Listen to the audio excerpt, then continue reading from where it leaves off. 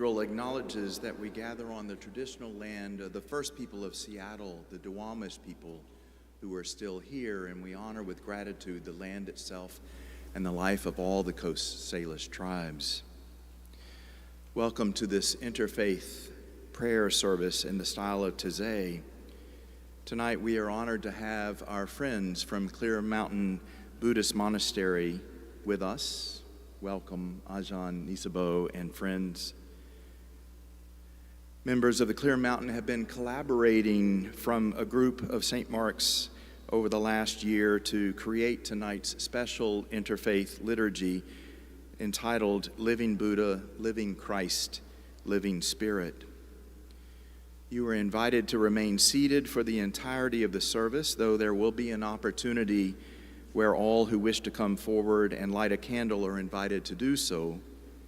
Please use the leaflet as your guide. And if you're joining us online, welcome. And know that a leaflet can be downloaded at stmarks.org/livestream.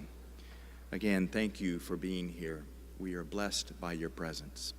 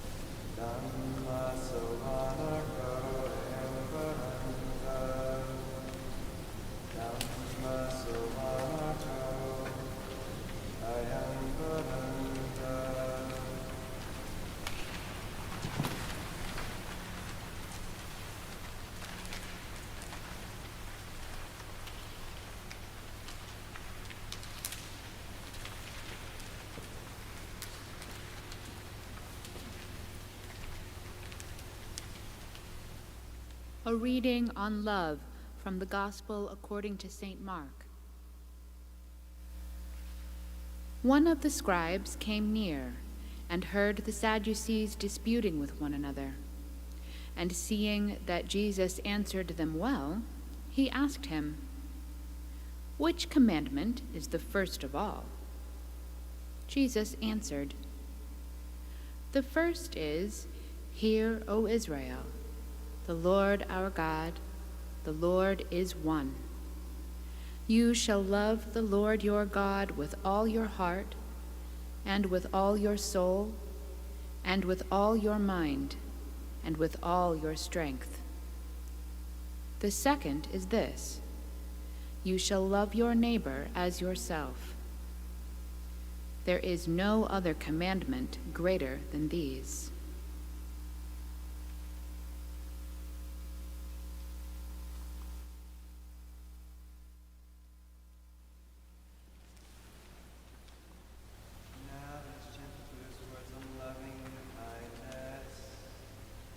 This is what should be done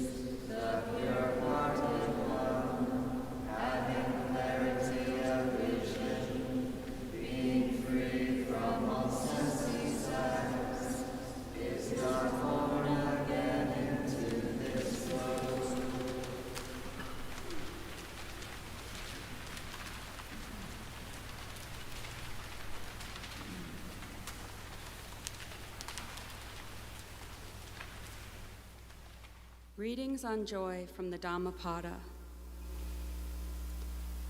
Drinking the Dhamma, refreshed by the Dhamma, one sleeps at ease with clear awareness and calm.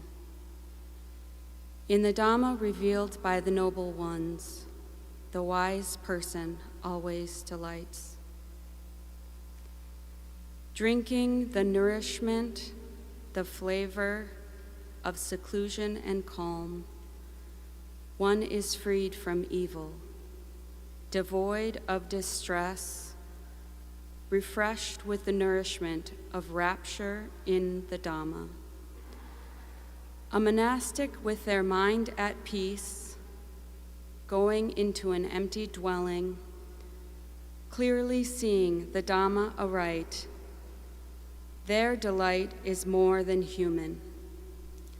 However it is, they touch the arising and passing of aggregates. They gain rapture and joy, that for those who know it is deathless, the deathless.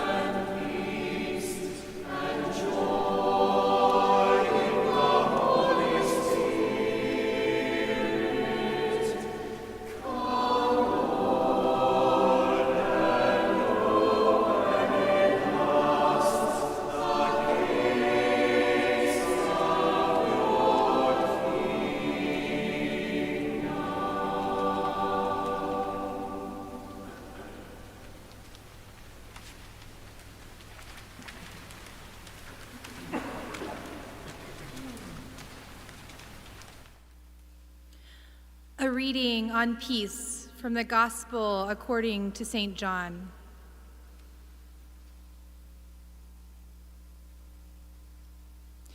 Jesus said, "The Advocate, the Holy Spirit, whom the Father will send in my name, will teach you everything and remind you of all that I have said to you. Peace I leave with you, my peace I give to you. I do not give to you as the world gives. Do not let your hearts be troubled, and do not let them be afraid."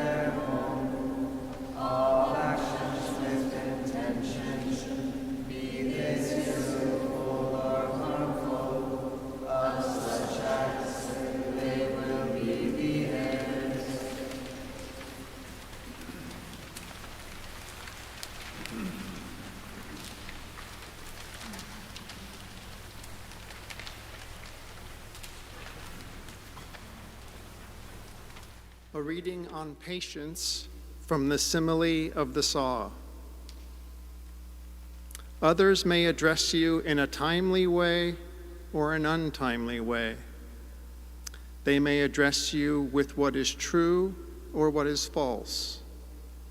They may address you in an affectionate way or a harsh way. They may address you in a beneficial way or in an unbeneficial way. They may address you with a mind of goodwill or with inner hate. In any event, you should train yourselves. Our minds will be unaffected, and we will say no evil words. We will remain sympathetic to that person's welfare with a mind of goodwill and with no inner hate. We will keep pervading them with an awareness imbued with goodwill, and, beginning with them, we will keep pervading the all-encompassing world with an awareness imbued with goodwill, abundant, exalted, immeasurable, free from hostility, free from ill will. That is how you should train yourselves. Even if bandits were to carve you up savagely, limb by limb, with a two-handled saw, they among you who let their heart get angered, even at that, would not be doing my bidding. Even then, you should train yourselves. Our minds will be unaffected, and we will say no evil words. Monastics, if you attend constantly to this admonition on the simile of the saw, do you see any aspect of speech slight or gross, that you could not endure?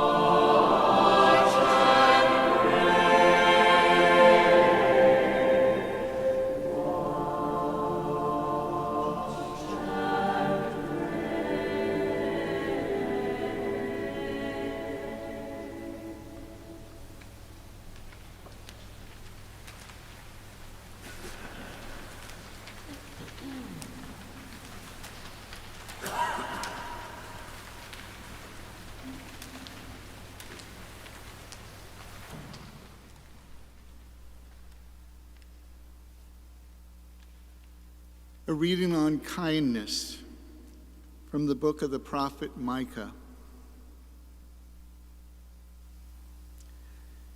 With what shall I come before the Lord and bow myself before God on high? Shall I come before him with burnt offerings, with calves a year old? Will the Lord be pleased with thousands of rams, with 10,000 rivers of oil? Shall I give my firstborn for my transgression, the fruit of my body for the sin of my soul? He has told you, O mortal, what is good, and what does the Lord require of you, but to do justice and to love kindness and to walk humbly with your God.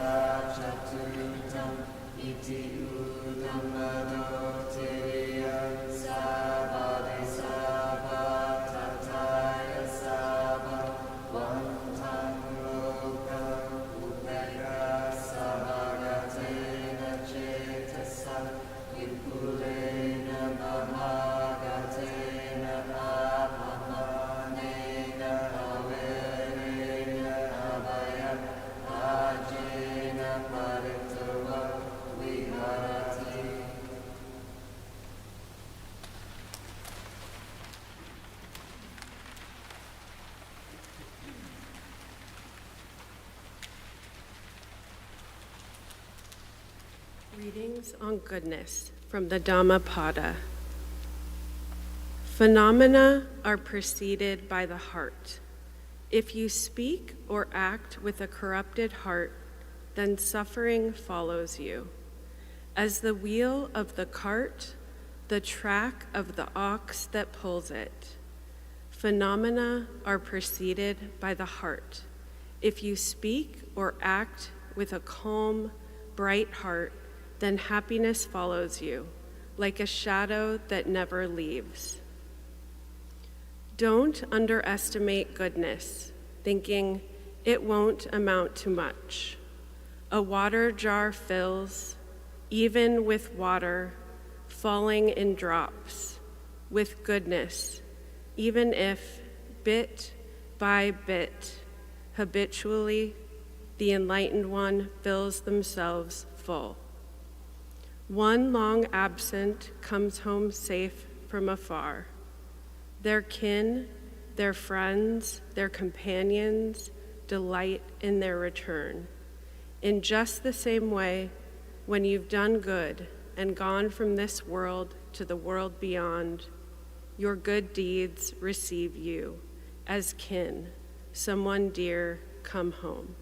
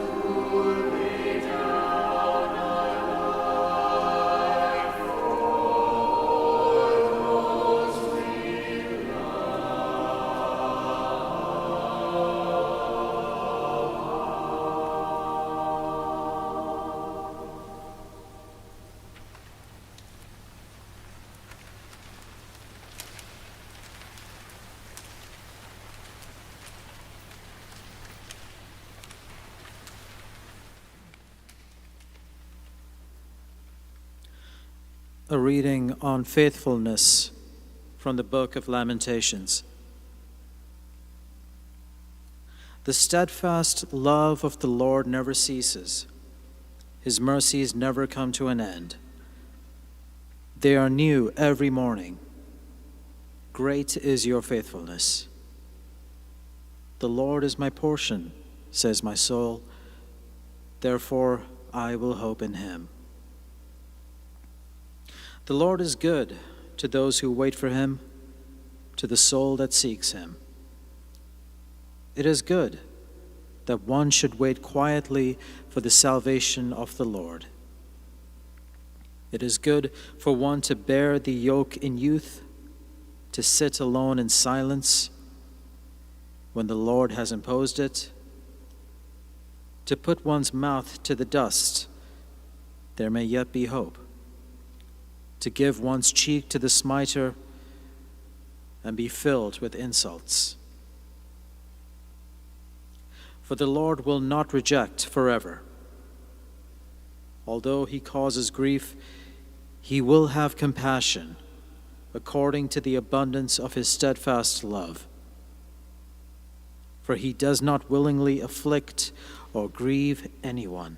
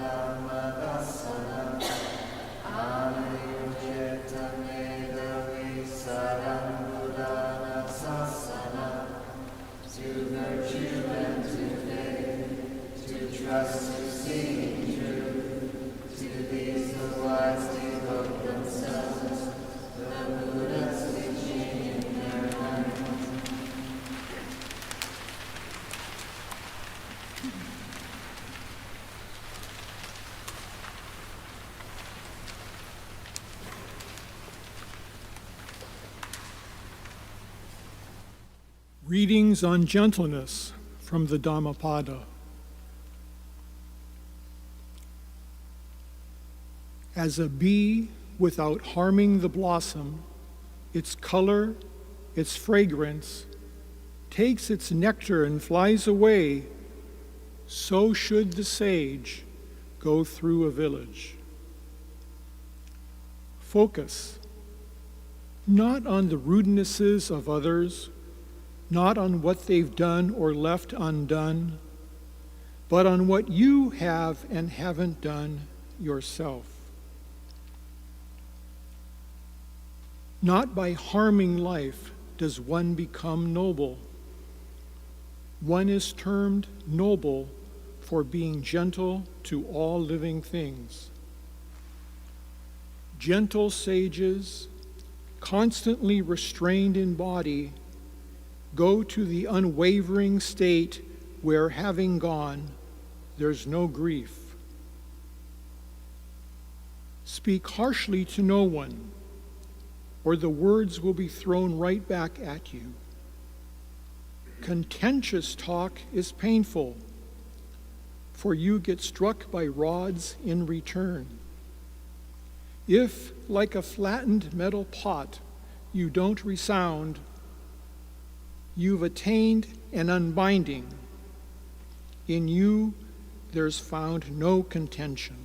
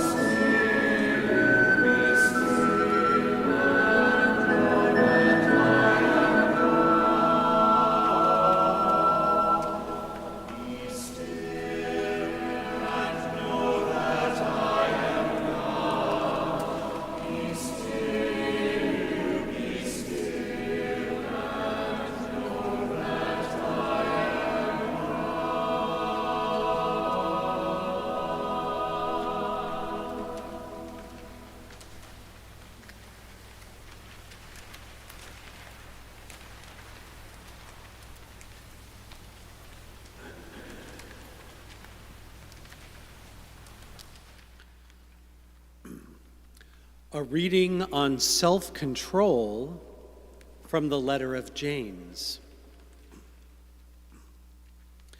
Know this, my dear brothers and sisters, everyone should be quick to listen, slow to speak, and slow to grow angry. This is because an angry person doesn't produce God's righteousness. Therefore, with humility, set aside all moral filth and the growth of wickedness, and welcome the word planted deep inside you, the very word that is able to save you. You must be doers of the word, and not only hearers who mislead themselves. Those who hear but do not do the word are like those who look at their faces in a mirror. They look at themselves, walk away, and immediately forget what they were like. But there are those who study the perfect law, the law of freedom, and continue to do it. They don't listen and then forget, but they put it into practice in their lives. They will be blessed in whatever they do. If those who claim devotion to God don't control what they say, they mislead themselves. Their devotion is worthless. True devotion, the kind that is pure and faultless before God the Father, is this: to care for orphans and widows in their difficulties, and to keep the world from contaminating us.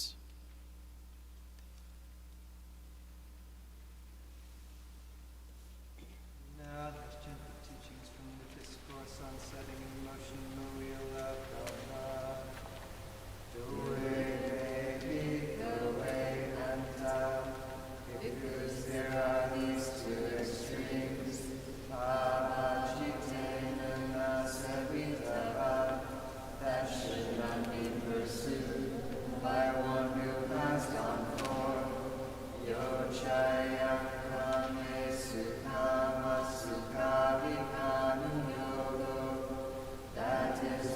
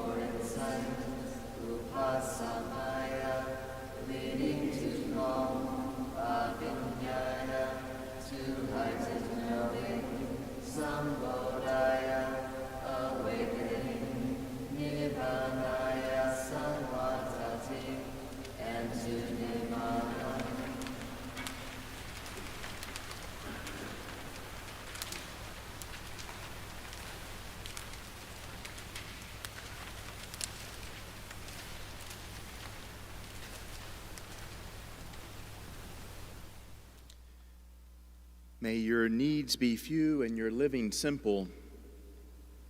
May your actions bear witness to the suffering of others and to the cause of compassion and care. May your hands be instruments of mercy. May your steps stay on the journey of justice and peace. May your tongue speak gentle words of hope for those who are oppressed without fear of the powerful. In all things, hold fast to that which is good. Render to no one evil for evil. And may the source of love dwell with you and in you this night and forevermore. Amen.